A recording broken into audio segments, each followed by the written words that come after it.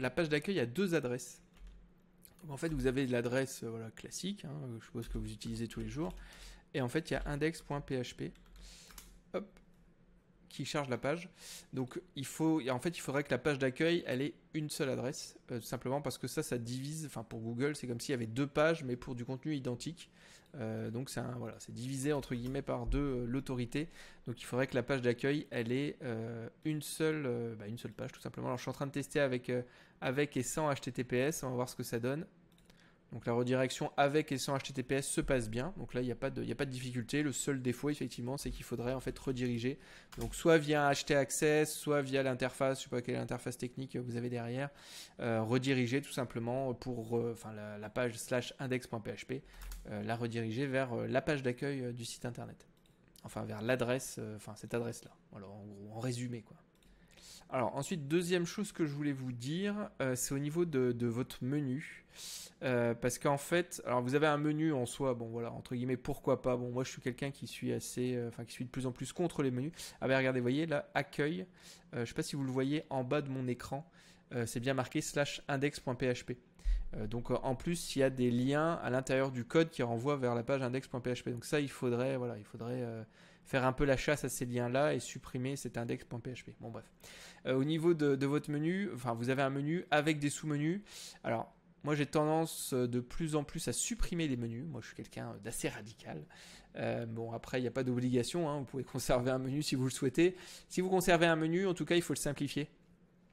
Pourquoi pas garder les titres, les en-têtes que vous avez ici, mais pas avoir comme ça de sous-menu à l'intérieur. En termes de bonne pratique, c'est mieux par exemple qu'il y ait suite et pull. Et là que vous ayez, vous l'avez peut-être en fait. Voilà, vous l'avez là en fait le sous-menu. Donc il y a un sous-menu en fait ici, ça me semble intéressant et pertinent en tout cas d'un point de vue du référencement naturel. Par contre qu'il y a un menu comme ça avec des sous-menus, voilà, je suis pas fan. Alors je suis pas fan pourquoi tout simplement parce que en fait le menu vient créer des liens sur toutes les pages. Sauf que quand vous êtes sur une page par exemple suite IP, en fait l'internaute il s'en fout d'avoir dans les accessoires blouse, tunique, chasuble, enfin voilà, et en fait il n'y a aucun lien entre les pages, entre un suite zip et une chasuble, voilà, il n'y a aucun lien, et donc c'est un lien. Alors il y a deux conséquences. La première, c'est que en tout cas pour moi, mais même au niveau des bonnes pratiques, comme nous dit Google, c'est un lien artificiel. Donc c'est un lien qui est créé artificiellement. Il n'y a pas d'intérêt pour l'internaute d'avoir ce lien-là. Première chose. Deuxième chose, il faut savoir qu'en fait, votre site internet, chaque page a une autorité qui est donnée par Google. Et donc cette autorité, on l'acquiert à la sueur de notre front, entre guillemets. On l'acquiert grâce au contenu, au fait qu'on a des pages articles qui sont hyper intéressantes, hyper pertinentes. Enfin voilà, au fait que le site internet est utile à l'internaute. C'est ça qui détermine en fait l'autorité. Donc il y a plein de critères qui sont pris en compte, dont notamment la pertinence du contenu. Bon bref, cette autorité, à chaque fois que vous faites un lien vers une autre page, donc que ce soit une page interne au site internet ou externe, bon externe honnêtement c'est pire, mais en tout cas même un lien interne, vous envoyez une partie de l'autorité de la page vers cette autre page. Donc vous dites à Google, écoute, sur la page suite zip, il y a un intérêt à ce que la personne elle ait un lien vers alors le linge de maison, les capes de bain par exemple. Il y a un intérêt pour l'internaute à ce qu'il y ait un lien vers cette page. Donc prends une partie de l'autorité du suite zip, de la page suite zip, et envoie-le vers les capes de bain brodées. Donc normalement, en fait, aujourd'hui, on a tendance à avoir une politique assez restrictive au niveau des liens créés pour nous permettre en fait de concentrer l'autorité sur les pages qui nous semblent les plus importantes. Et donc je pense que la page suite et pull, il y a un intérêt à ce qu'elle ait un lien direct effectivement avec la page d'accueil, qu'elle prenne une partie de son autorité. Par contre, est-ce qu'il y a un vrai intérêt à ce que la page pull personnalisée brodée elle prenne directement son autorité depuis la page d'accueil, parce qu'aujourd'hui c'est le cas, depuis la page d'accueil, depuis toutes les pages de votre site, puisque votre menu est identique sur tout le site. Honnêtement, il n'y a aucun intérêt. Autant faire donc la page d'accueil, la page suite et pull, et ensuite renvoyer vers pull personnalisé brodé. Là, pour moi, il y a une vraie cohérence, en tout cas, dans la construction, alors j'allais dire de son fil d'Ariane qu'on a là, hein, mais au niveau en fait du squelette du site internet, pour moi, enfin de l'organisation des différentes pages entre elles, il y a une vraie cohérence et ça nous permet de concentrer le PageRank.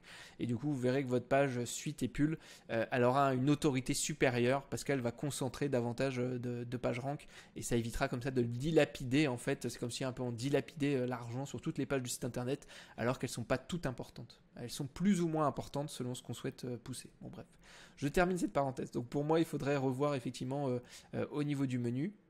Ensuite, alors je reviens au niveau de la page d'accueil, au niveau ici de la balise title. Donc quand on passe sa souris, en fait, on a la balise title qui s'affiche. Sinon, vous faites un clic droit, inspecter. Vous allez ensuite dans le head et du coup, je vois que vous utilisez Shop Application comme plateforme. Là, vous avez la balise description. Donc pourquoi pas. Donc vous avez mis votre atelier de personnalisation textile. Alors elle n'est pas obligatoire, mais bon, je conseille quand même de la renseigner parce que ça, voilà, ça attire un peu l'œil de l'internaute. Donc en la travaillant avec les bons mots-clés, ça permet d'attirer un peu plus l'œil des internautes sur cette description-là. Bon voilà, je ferme la parenthèse. Keywords, ça c'est plus utilisé depuis... voilà, ça fait peut-être ça fait quasiment 15 ans. Je pense qu'on n'utilise plus la balise Keywords. Donc voilà, elle sert plus à rien aujourd'hui. Bon, après en soi, elle est là, c'est pas non plus négatif. La canonical, ça permet en fait de dire à Google quelle est l'adresse qu'on veut renseigner pour une page. Donc admettons, il y a une page, alors il faudrait, c'est une mauvaise pratique, hein, mais bon, c'est une page qui a exactement le même contenu, par exemple. On vient dire à Google, en fait, la page que tu dois prendre en compte, l'adresse que tu dois référencer dans ton moteur de recherche, c'est celle-ci. Et donc, du coup, on vient lui dire la canonical, canonique, on vient lui dire que c'est cette adresse-là. Donc, ça c'est bon. Donc, en fait, on pourrait laisser la page index.php qu'on a vue au tout début et en fait dire que la canonical c'est celle-ci. Mais bon, au niveau des bonnes pratiques, c'est quand même mieux de la supprimer. Et vous voyez, voilà, typiquement, la page index.php a la bonne canonical. Donc, on vient bien dire à Google de référencer cette adresse-là pour la page d'accueil. Donc, ça permet un peu de limiter l'impact négatif de cette page index. Mais bon, l'idéal, c'est quand même de la supprimer, d'avoir une seule adresse. Du coup, je reviens à ma balise title que j'ai pas encore trouvée. Elle est où? Elle est là. Ok, elle était tout début. Donc ici, la balise title, elle joue un rôle quand même assez important en matière de référencement naturel. En fait, elle est pas avant, elle était forcément reprise. Aujourd'hui, c'est plus le cas. Si Google estime qu'elle n'est pas pertinente, il va la remplacer. Mais en général, quand elle est optimisée, etc., Google la reprend. Et en fait, l'intérêt de cette balise title, c'est qu'elle soit optimisée pour les mots-clés. Donc là, je vois, vous avez mis votre spécialiste broderie, flocage, impression et sérigraphie sur vêtements et textiles. Alors déjà, première chose, elle est beaucoup trop longue. Tac, donc je vous ai pris un titre ici un peu en référence. Donc ça, c'est la longueur maximale du titre qui est autorisé sur Google. Si ensuite le titre est trop long, en fait, il est tronqué. Donc là, en fait, il est très fort probable. Bon, on va les vérifier. Vous voyez là typiquement, c'est la deuxième chose que j'allais vous dire, il faut qu'il y ait le nom de votre site dans la balise. Parce que vous voyez, j'ai tapé 8 brodes dans Google et en fait il est venu me remplacer la balise title parce qu'il estimait qu'elle n'était pas pertinente. En tout cas pour la requête 8 brodes, hein, pour les autres peut-être qu'il accepte. Hein. En tout cas pour celle-ci, il l'a remplacé, il a mis juste 8 brodes. Du coup, je voulais vous montrer ce que ça donne quand c'est tronqué. Là typiquement celle-ci, vous voyez, elle est trop longue. Donc elle est tronquée, donc il vient nous mettre 3 petits points pour la suite. Et donc forcément, les mots-clés n'apparaissent pas. Donc là, il est très fort probable que, vous voyez, il y a un truc un peu comme ça. Alors peut-être à mon avis, le R, il a sauté. Enfin, vous voyez, voilà, à mon avis, voilà, on a un truc comme ça. Donc le reste, il n'est pas pris en compte. Donc on a impression et série, vous voyez, donc c'est même sérigraphie, c'est pas pris en compte. Donc il faut vraiment se limiter. Donc un bon titre, qu'est-ce que ça pourrait être? Ça pourrait être 8 brodes. Enfin pour moi, ça c'est une bonne pratique qui est donnée par Google, d'avoir le nom du site internet directement dans la balise title. Donc ça pourrait être 8 brodes. Et ensuite on pourrait mettre alors là du coup, il faut déterminer en fait quels sont les mots-clés qui sont pertinents pour votre activité. Donc ça, je pense que vous l'avez déjà un peu fait quand vous avez fait ici vos différents vos différents thèmes. Moi j'appelle ça des domaines, on va dire. Je pense que vous avez déjà un peu fait une étude de mots-clés pour savoir sur lesquels il était pertinent de se placer ou pas. Et en fait, il faut savoir que la page d'accueil, ça sera toujours la page la mieux référencée de votre site internet. Et donc du coup, il faudrait déterminer quels sont les mots-clés, le ou les mots-clés. Alors normalement, c'est une page, un mot-clé. Normalement, c'est comme ça. Mais Google accepte lorsqu'il y a un lien entre les deux mots-clés, mais un lien quand même assez fort, d'avoir plusieurs mots-clés comme ça dans la balise title. Mais il faut savoir qu'une page se fera toujours référencer sur un mot-clé. Alors un mot-clé, ça peut être une requête large. Vous pourriez dire par exemple, moi je suis bien référencé sur broderie, broderie Lille par exemple, ou broderie, je sais pas, honnêtement je m'y connais pas trop en termes de broderie, etc. Mais bon voilà, on pourrait avoir broderie et alors parce que flocage du coup, à mon avis le lien est moins évident. Je ne sais pas s'il y a un vrai lien entre les deux, parce que logiquement non. Donc à voir. Bon bref, tout ça pour dire que normalement c'est un mot-clé, une page. Donc il faudrait déterminer en fait quels sont les mots-clés qui sont pertinents pour votre activité. Donc là j'ai utilisé un outil qui s'appelle SEMrush, il y a une version gratuite, bon sinon il est payant. En fait là l'intérêt de cet outil c'est qu'il me montre les positions sur lesquelles vous êtes. Alors là... Donc là, ici, on voit meilleur mot-clé organique. Donc ça, ce sont les mots-clés qui vous rapportent le plus de visiteurs. Et on voit que vous avez des bonnes positions. Donc forcément, 8 brodes, vous êtes premier. Logo cœur, vous êtes 6e.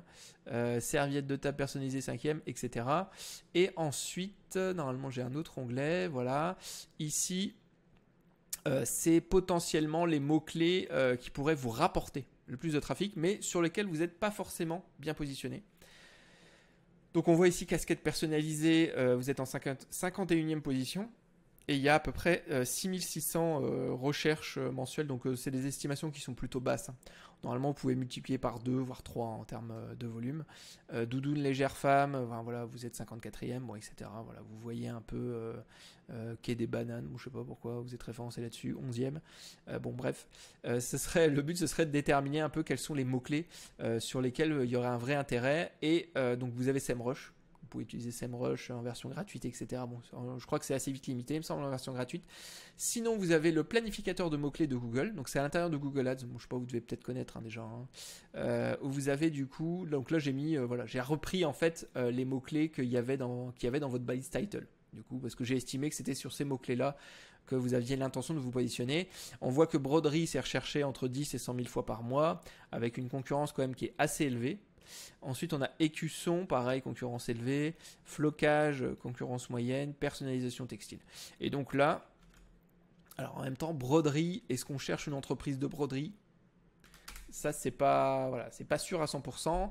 Et là, on voit qu'effectivement, globalement, c'est de l'information que je cherche. Alors, je suis en train de regarder, parce que là, ça n'a pas l'air d'être de l'information, c'est quand même un e-commerce. Tac. Voilà, ils cherchent à acheter des broderies en fait, je pense. Ou alors en tout cas à personnaliser des broderies. Et vous, vous c'est pas exactement ce que vous faites. Vous proposez de personnaliser les vêtements avec des broderies. Donc c'est encore un peu différent. Donc à voir s'il y a un vrai intérêt à se positionner sur broderie. Flocage, il y aura peut-être un peu plus d'intérêt. Tac, ça je peux le fermer. Flocage. Bon voilà, en gros, pour moi la première grosse action à faire sur votre site internet, c'est de déterminer quels sont les mots-clés qui sont intéressants pour votre activité, sur lesquels en fait vous allez pouvoir toucher des prospects, parce que l'objectif quand même il est là pour vous. Donc juste pour vous expliquer au niveau du référencement naturel, un peu alors ma conception, mais bon aussi ce qui fonctionne, enfin en tout cas ce qui a fonctionné pour moi et mes clients, c'est de déterminer donc du coup les mots-clés qui vous rapportent des prospects. Donc en gros on y va frontal quoi. Voilà, le but là c'est de trouver des clients. Donc on prend un mot-clé où il y a une intention commerciale, une intention d'acheter. Donc par exemple, je sais pas moi, personnalisation t-shirt broderie. Enfin j'en sais rien, mais voilà, je vous donne une idée. On a déterminé le mot-clé. Une fois qu'on a déterminé ce mot-clé là, on va optimiser la page au niveau du contenu, etc. pour qu'elle soit bien référencée par Google, qu'elle ait un vrai intérêt pour les internautes, parce que c'est quand même ça qui est déterminant et qui est important pour eux. D'ailleurs vous pourriez mettre, je sais pas moi, un petit outil qui permettent de faire un devis en ligne. Enfin, c'est peut-être déjà le cas, je dis ça, j'ai pas visité tout votre site, pour être tout à fait honnête. Parce que le but c'est quand même de faire un petit audit rapide pour vous montrer un peu les premiers axes d'amélioration. Bon bref, le but c'est, pourquoi un site est bien référencé ? Parce qu'il est utile pour les internautes. Bon voilà, ni plus ni moins. Donc déterminer les mots-clés qui peuvent potentiellement vous rapporter des clients, des prospects en direct. Vous allez donc écrire du contenu, etc. en lien avec ça pour se faire bien référencer, mais vous allez voir que très vite vous allez plafonner en fait. Surtout quand on a des mots-clés très concurrentiels, vous plafonnez très vite en page 2, en page 3, en page 4, 5 pour certains. Avoir cette stratégie frontale, en fait, elle peut marcher jusqu'à un certain point, notamment quand on a des requêtes à faible concurrence, mais dès qu'on commence à avoir des requêtes très concurrentielles, on va assez vite plafonner. Et donc, deuxième étape de cette stratégie, c'est d'aller sur des mots-clés qui ont une intention informationnelle. Donc là, pour le coup, on va, par exemple, écrire un article sur comment on fait de la broderie ou comment l'entreprise, quelles sont les machines qu'elle utilise, la précision qu'elle a. Enfin voilà, on va rentrer un peu plus sur de l'information. Et l'objectif de ces contenus d'information, c'est d'aller se faire. Alors, ils sont souvent moins concurrentiels parce que forcément, il y a moins d'intérêt économique, mais encore que sur des marchés très concurrentiels, maintenant, les requêtes informationnelles sont également très concurrentielles. Mais dans ce cas-là, il faut aller entre guillemets s'éloigner encore un peu plus sur des requêtes encore plus entre guillemets informationnelles et peut-être un peu plus détachées encore de votre métier. Mais en tout cas, faut rester quand même dans la même thématique en fait, c'est quand même la thématique qui compte. Donc ces articles d'information, ils vont aller se faire référencer, si possible on essaie d'être dans le top 3, c'est quand même l'idéal, mais au moins sur la page d'accueil, sur la première page de Google, donc dans les 10 premiers résultats de recherche. Et une fois qu'ils seront bien référencés, l'autorité globale de votre site internet, elle va augmenter aux yeux de Google. Il va se dire, en fait, dans la thématique de la broderie, ce site-là est ultra pertinent, à chaque fois il nous sort des bons articles bien qualitatifs, et donc il va vous faire remonter sur les requêtes concurrentielles. En fait, à partir du moment où vous avez un article, honnêtement, voilà, il en faut entre 15 et 20 bons articles bien référencés pour que votre autorité commence entre guillemets à décoller. Alors vous avez SEMrush, vous voyez, qui vous donne l'authority score qui est de 10. Bon, qui est pas mal en soi, mais bon, on peut faire beaucoup mieux. Et donc, du coup, votre autorité sur ces sur ces articles informationnels, elle va rejaillir sur la totalité de votre site internet. Et donc, du coup, les pages que vous cherchiez à placer sur des requêtes concurrentielles, où potentiellement vous pouvez avoir des prospects, des clients qui tombent sur ces requêtes-là, vous allez voir que vous allez remonter, vous allez gagner des positions. Voilà. Donc, le référencement naturel, c'est une stratégie qui est très indirecte. Et donc, c'est pour ça qu'il y a un intérêt à avoir une vraie stratégie de contenu plus informationnelle pour remonter sur les requêtes commerciales qui sont un peu plus concurrentielles. Juste, je passais ma souris au niveau de votre logo. Donc du coup, alors juste, je termine avec ce que je disais quand même. Il faut en fait déterminer quels sont les mots-clés. Donc quels sont les mots-clés sur lesquels vous allez générer des prospects, des clients, et quels sont les mots-clés informationnels sur lesquels on va essayer de développer une stratégie de référencement naturel. Donc voilà, ça c'est un peu la première étape. Donc là je l'ai fait rapidement parce que honnêtement, une recherche de mots-clés, on y passe assez facilement 3 à 4 heures pour vous dire, parce qu'il y a énormément de travail et le but c'est d'essayer de passer au minimum à côté de mots qui sont pertinents pour votre activité. Il y en aura forcément, on va passer à côté de certains trucs, mais ça pourra se rattraper un peu plus tard. J'ai poussé mon micro.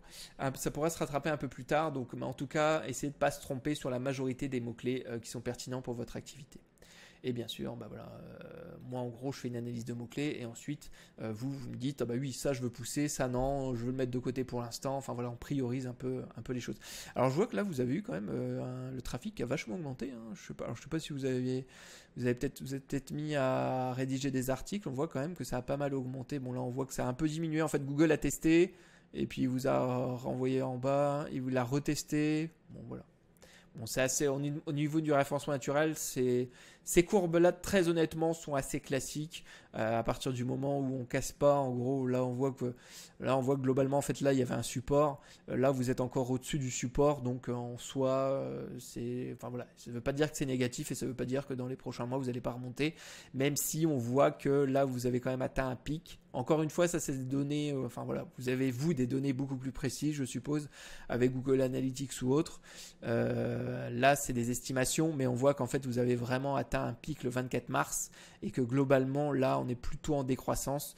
Donc peut-être qu'il y avait quelques pages ou une page qui a tiré tout vers le haut et ensuite, elle a perdu quelques positions. Elle était peut-être plus première, elle est devenue troisième, cinquième, enfin bref. tout ça pour dire que en soi c'est pas mauvais signe. Faut juste checker un peu tout ça. Au niveau du logo, je voulais juste regarder quelque chose. Donc vous avez une balise Alt et vous avez une balise Title. Donc ça c'est très bien. C'est très rare d'avoir les deux, pour être tout à fait honnête. Mais c'est une très bonne pratique d'avoir les deux. Donc ça c'est très bien. Par contre moi j'aurais... Alors vous avez mis le logo Webroad. Moi j'ai toujours tendance en fait dans ces balises là. Donc mettre logo Webroad, pourquoi pas, mais Webroad, broderie par exemple, vous voyez, broderie, mettre des mots-clés en fait dans cette balise. Alors pas en mettre forcément trop, mais encore une fois, d'où l'importance de déterminer quels sont les mots-clés qui sont pertinents pour votre activité, pour aller les renseigner dans ces balises Alt et Title. Souvent, moi, honnêtement, je mets la même chose dans la balise Alt et Title. Je ne fais pas de distinction entre les deux. Je vois que c'est un format WebP, donc ça, pareil, c'est assez rare de voir ça, donc vraiment... très bonne chose. C'est un format qu'il faut utiliser. Là, vous avez mis une image, mais il n'y a pas de texte dessus, donc je ne sais pas pourquoi vous l'avez mise. Donc là, c'est un GIF en 43. Il fait 43 kilooctets. Enfin, on voit 43 bits, mais je pense que ça m'étonne. Enfin, je pense pas que ce soit 43 bits, ça doit être quand même 43 kilooctets, ou alors elle est vraiment très faible. Bon, après, la qualité, elle est pas dingue. Vous pourriez peut-être la passer en. Alors déjà. Après c'est le thème, hein, peut-être qui vous impose ça, de la mettre comme ça en fond. Moi je l'aurais plutôt mise de manière classique dans le code, mais c'est peut-être le thème qui vous oblige à faire ça. Par contre vous pourriez augmenter un peu la qualité, parce que vous voyez on voit qu'elle est un peu dégradée la qualité. Vous pourriez l'augmenter, parce que enfin voilà, si elle fait 43 bits, enfin, c'est très faible. Hein. Donc même si elle avait fait 43 kilooctets, moi j'aurais estimé que c'est une taille correcte. En général, une image classique, 50 kilooctets, bon voilà, c'est pas mal. Quand vous avez comme ça des grandes images, vous pouvez même monter jusque 100 kilooctets avec le format WebP. Honnêtement, c'est pas ultra gênant. Ensuite, vous avez ici un petit outil de recherche. Moi, je suis déjà à 21 minutes. D'habitude, j'essaie de limiter à 15-20 minutes. Là, j'ai déjà dépassé. Donc là vous avez un outil de recherche. Alors je vois qu'il ajoute pas alors si, il a ajouté, voilà, j'allais dire, voilà. On a le fameux point d'interrogation qui vient ajouter en fait une variable dans l'adresse.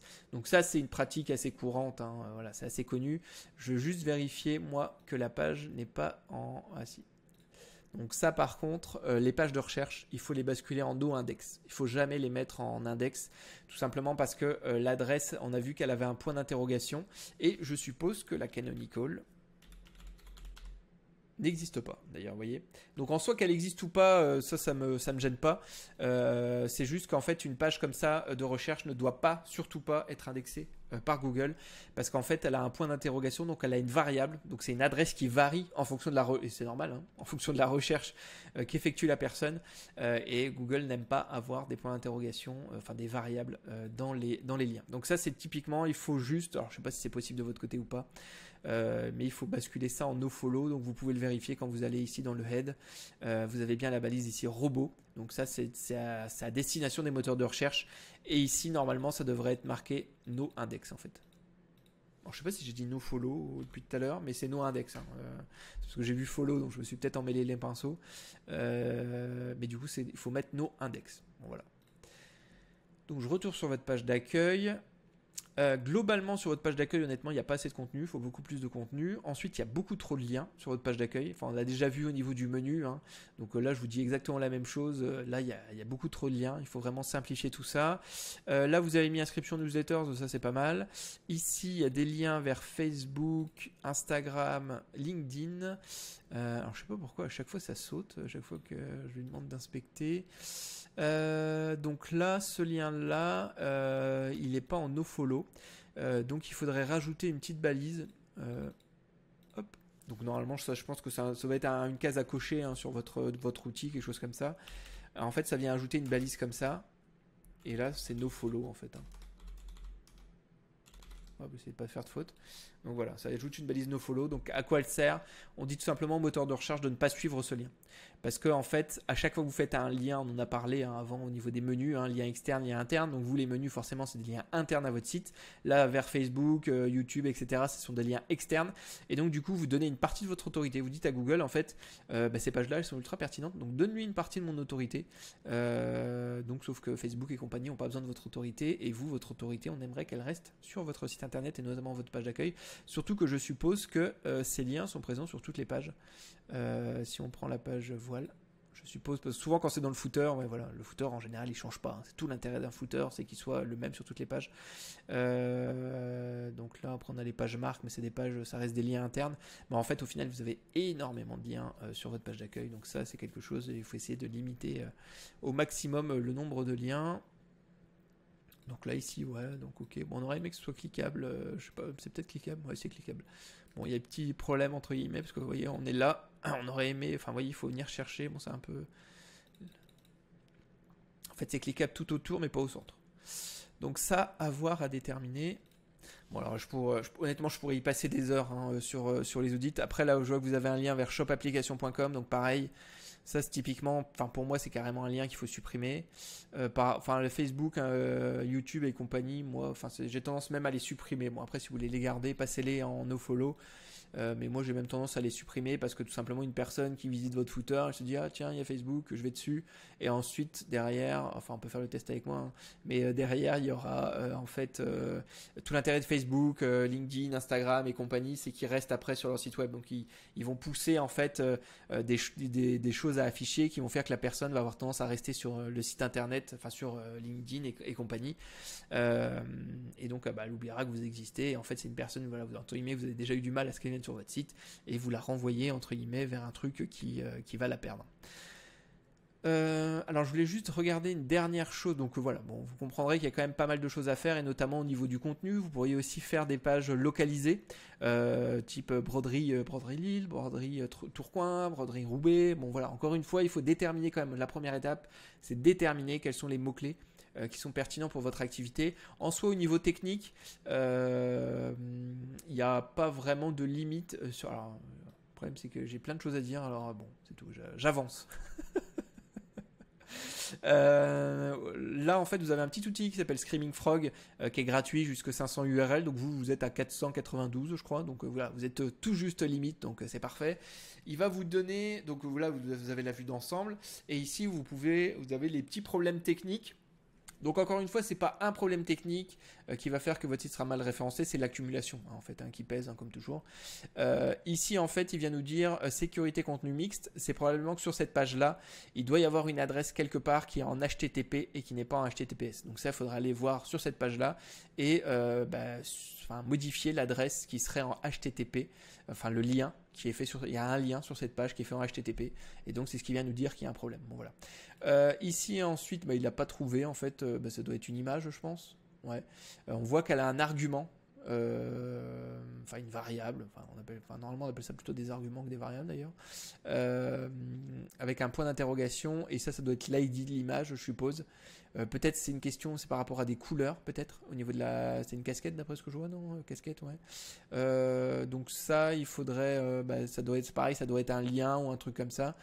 Il faudrait le modifier tout simplement. Ensuite, version canonisée, là, vous voyez, il nous sort la page index parce que l'URL canonique, on l'a vu tout à l'heure, c'est webrod.fr et il n'y a pas /index.php.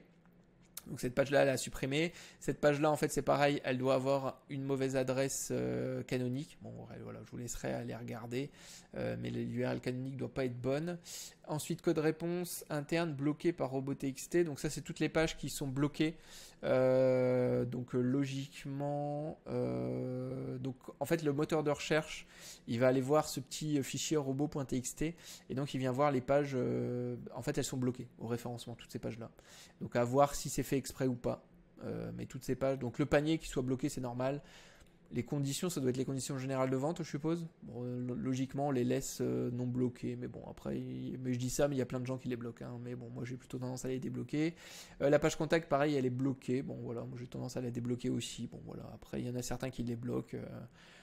En soi, en tout cas, si vous l'avez fait exprès, pareil, les pages, les t-shirts, là, Webrod, bref. Si c'est fait exprès, bon, en même temps, là, il y a une variable, un argument là, avec le point d'interrogation. Donc, c'est logique qu'on a envie de les bloquer. Bon, bref, tout ça pour dire que si c'est fait exprès, c'est pas gênant. H1 multiple, donc sur votre page d'accueil, on voit qu'il y a quelques pages. Donc ça, c'est important d'avoir une bonne structure HN pour la compréhension de Google de votre page. Donc là, normalement, donc le HN, en fait, c'est H1, H2, donc c'est les titres, en fait. Hein. Donc chaque page, une page, elle doit avoir un seul H1, et elle doit toujours avoir un H1, d'ailleurs, une page. Souvent, le H1, on aime bien reprendre la balise title. il y a un intérêt en tout cas qui est une similarité, enfin oh là, j'ai du mal avec les mots, une similitude entre la balise title et la balise H1. Donc ça, soit c'est les mêmes, soit elles sont très proches. Ici, a priori, on a plusieurs H1. Donc logiquement, moi quand je regarde votre contenu, la H1, ça devrait être ce titre-là. Et on voit en fait que c'est un H2. Donc le H1, ils sont où vos H1 ? Donc je vous dis un seul H1 par page. Ensuite, vous pouvez voir autant de H2 que vous voulez. En soi, il n'y a pas de limite. À l'intérieur des H2, les titres, ça doit être des H3. À l'intérieur des H3, ça doit être des H4, etc. Vous voyez. Bon, ça c'est assez simple à comprendre. Mais ça donne en fait, ça renseigne Google. Bah, il n'y a même pas de H1 en fait sur la page. Ça commence directement avec un H2. Donc bah, tout simplement, ce titre-là, vous l'éditez, vous le basculez en H1. Celui-là, vous le basculez en H2. Bah, c'est peut-être déjà un H2. C'est un H3, vous voyez, donc il y a un souci. Donc voilà, ça en H1, ça en H2, et après ainsi de suite. Ça c'est peut-être encore du H2, à voir en fait comment vous voulez hiérarchiser les différentes choses. Je regarde rapidement s'il est resté des trucs. H1 manquant, bah, en fait, il y a beaucoup de pages, vous voyez, où il y a un H1 manquant, donc c'est important qu'il y ait un H1, version canonique manquante.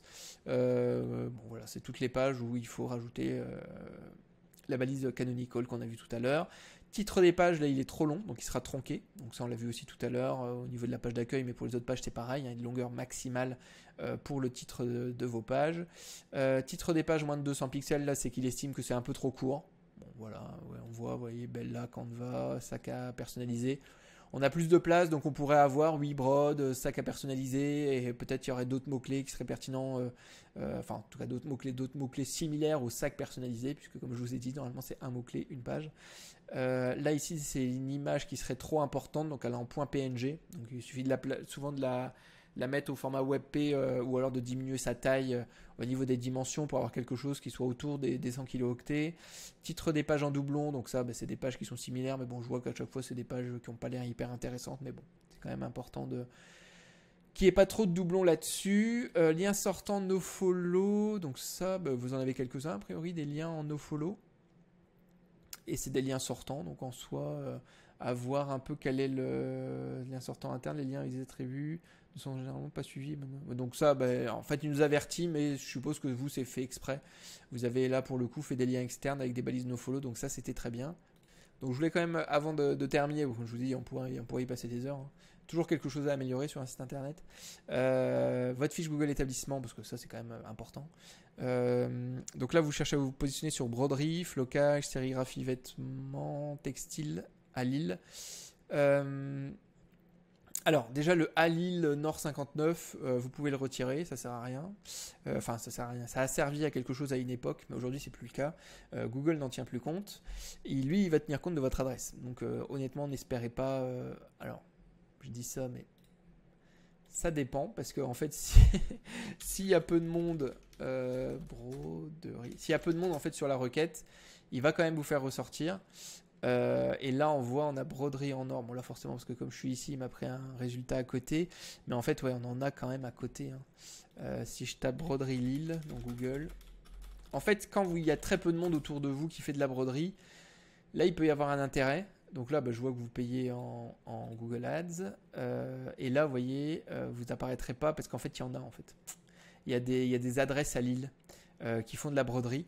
Donc vous n'apparaîtrez jamais en fait sur Google Maps type broderie Lille. Ou même si quelqu'un est à Tourcoing ou à Roubaix qui tape broderie, là vous allez apparaître parce que vous serez à proximité. Mais bref, il n'y a aucun intérêt à mettre broderie dans le titre du coup. Je vous confirme que ça sert à rien. 59 et Nord, c'est pareil, ça sert à rien. Et après, toujours ce même truc de se dire, est-ce que broderie, flocage, sérigraphie, est-ce que ce sont les mots-clés les plus tapés par les personnes qui sont potentiellement vos clients? Donc à voir. Ça, voilà, je vous dis, il faut faire vraiment une étude de mots-clés et il faut également, en même temps, vous le savez, hein, avec vu que vous faites du Google Ads, là vous savez en fait les mots-clés qui vous apportent des clients. Enfin, logiquement. En tout cas, c'est l'objectif de Google Ads, hein, c'est de savoir, c'est de déterminer un peu quels sont les mots-clés qui génèrent le plus de clientèle. Et tout simplement, ça serait bien de réutiliser ces mots-clés-là dans votre fiche Google établissement. Donc ça vous permettrait comme ça, parce que honnêtement, quelqu'un qui tape broderie, je sais pas. Voilà, moi personnellement, je parle de ça parce que là, il y a eu la fête de l'école il y a pas longtemps, et en fait, on a réalisé des casquettes personnalisées, et du coup, c'est une broderie. Et en fait, quand on a cherché, alors c'est pas moi qui ai cherché le prestat, hein, mais du coup, j'avais regardé, enfin c'est pas moi qui ai choisi le prestat, mais j'avais regardé du coup moi en amont un peu ce qui pouvait se faire au niveau des casquettes, etc. Et du coup, j'ai pas tapé, j'ai tapé casquette personnalisée en fait, hein. Alors après, c'est peut-être lié aux casquettes, etc. Vous voyez, j'avais même pas tapé broderie parce que pour moi, j'en savais rien que c'est de la. Enfin, voilà, bon, bref. J'étais pas forcément au fait des choses. Du coup, j'ai tapé casquette personnalisée. Et c'est là où on a trouvé effectivement, au final, quelqu'un, parce qu'on s'est dit, ah, ça ferait plus qu'Aline broderie. Enfin, voilà, bon, bref. Tout ça, je raconte un peu ma vie, mais tout ça pour vous dire. Retour d'expérience d'un potentiel client, enfin c'était pour la fête de l'école, c'est que j'ai tapé casquette personnalisée. J'ai pas tapé broderie parce que broderie c'est très large en fait au final. Et vous quelque part vous vendez pas. Enfin vous voyez quand en fait j'allais dire c'est assez simple. Vous tapez broderie et en fait vous dites est-ce que enfin vous voyez ce qu'on voit là ça correspond pas du tout à votre activité en fait. Enfin sauf si je me trompe, hein. Mais j'ai pas l'impression que ça corresponde à votre activité. Vous voyez, on est plus sur vraiment, pas du tout sur des trucs personnalisés. On est sur des gens qui ont envie de faire de la broderie. Voilà, entre guillemets, c'est une passion, quoi. Donc c'est pas, pour moi, c'est pas forcément là-dessus qu'il faudrait se positionner. Mais encore une fois, voilà, moi je connais pas votre secteur, etc. Mais après, si vous voulez qu'on travaille ensemble, ce sera avec plaisir. Juste